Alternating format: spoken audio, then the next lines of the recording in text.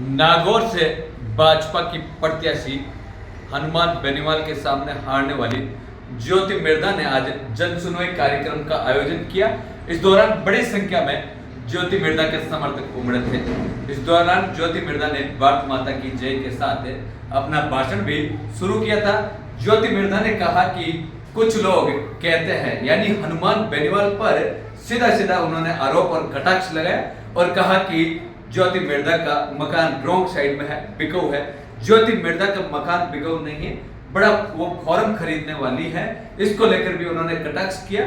साथ ही कहा कि नेताजी कल लोगों को बुलाए थे कि आपको पैसे देंगे, अपने अपने सरपंचों को कहा कि आपको फंड दिया जाएगा, हम इतने का विकास के कार्य करवाएंगे, आपको पैसे देंगे।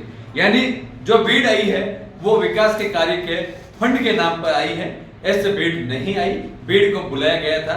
उन्होंने ये भी बात कही और कहा कि हनुमान बेनीवाल ज्योति मिर्धा पर बार बार आरोप लगा रहे हैं। ऐसे में यदि आप चुनाव जीतते हैं तो अकेले चुनाव लड़ना।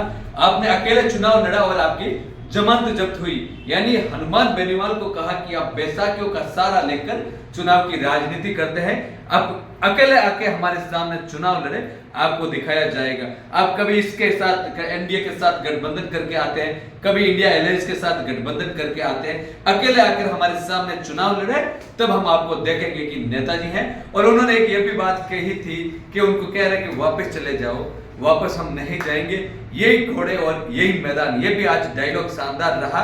जब तक कोई ना कोई हारेगा नहीं, जब तक कोई ना कोई घोड़ा खत्म नहीं होगा, तब तक हम आमने सामने चुनाव लड़ेंगे। यानी ज्योति मिर्धा का भी लग रहा है कि उसे के चुनाव के मैदान में एक बार फिर वापस आने की भी निगाहें पूरी तरीके से लग रही है। क्योंसर के उपचुनाव में ज्योति मिर्धा मजबूती से दावेदारी कर सकती है। चर्चा तो है ज्योति मिर्धा की राज्यसभा चुनाव के तहत राज्यसभा में जाने की, लेकिन हनुमान बेनीवाल के सामने अब ये दोनों के बीच में कांटे की टक्कर देखने को मिल सकती है, क्योंकि ज्योति मिर्धा भी मैदान छोड़ने वाली नहीं।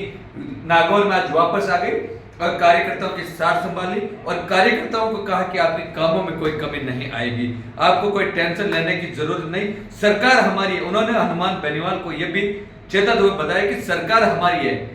यानी ज्योति मिर्धा अपने समर्थकों के मजबूती के साथ कार्य करेगी, उनको डरने की कोई जरूरत नहीं।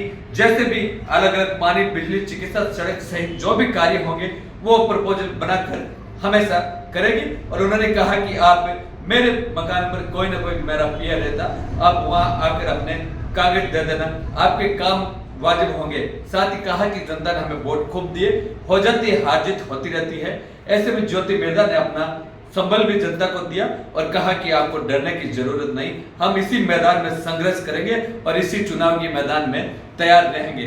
धन्यवाद। कैमरामैन हबीब के साथ किशोर जाखड़।